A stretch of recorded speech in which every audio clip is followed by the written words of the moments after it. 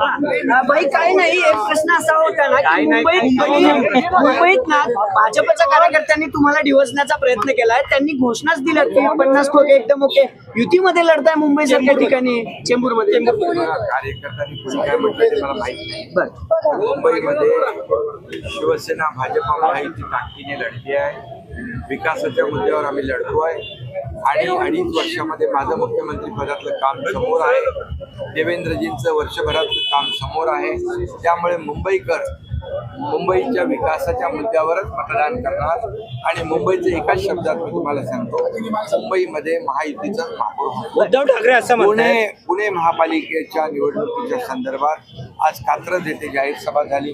तुम्ही पाहिलं की इथले कार्यकर्ते किती उत्साही आहेत आणि या ठिकाणी काही ठिकाणी युती झाली, काही ठिकाणी आम्ही स्वबळावर लढतोय. पुण्यामध्ये शिवसेना स्वबळावर लढते आहे, परंतु कार्यकर्त्यांचा प्रचंड उत्साह, कार्यकर्त्यांमध्ये प्रचंड एक निवडणुकीला घेऊन की ही निवडणूक कुठल्याही परिस्थितीमध्ये जिंकायची आहे या ईर्षेने कार्यकर्ते उतरलेले आहेत.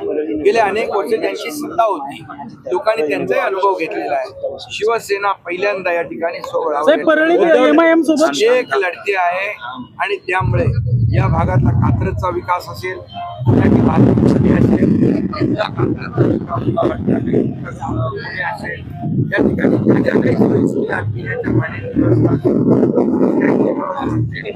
स्लम आहे, झोपडपट्टी आहे, झोपडपट्टी पुनर्विकास आहे, क्लस्टर आहे.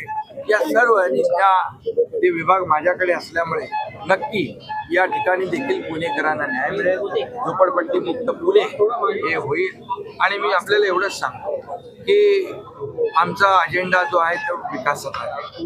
विरोधकांनी आम्हाला हलक्यात घेऊ नये. शिवसेना एक मजबूत पक्ष आहे. नगर परिषदेमध्ये चांदा ते काही लोक म्हणाले शिवसेना ठाण्यापुरती मर्यादा, आम्ही दाखवली शिवसेना चांदा ते बांधापर्यंत आहे. आणि जे आता विरोधक आहेत जे आमच्या विरोधामध्ये काही मोठी मोठी भाष्य करतायत, शिवसेनेला कमी लेखतायत, पण मी आपल्याला एवढंच सांगतो, शिवसेना विरोधकांना देखील कात्रजचा घाट दाखवल्याशिवाय उद्धव ठाकरे असं म्हणतायत काँग्रेसचं सरकार होतं, उद्धव ठाकरे असं म्हणतायत काँग्रेसचं सरकार होतं तेव्हा गोहत्या 9 नंबरला होती, तुमचं सरकार महायुतीचं आलं तेव्हा 2 नंबरला गोहत्या आली.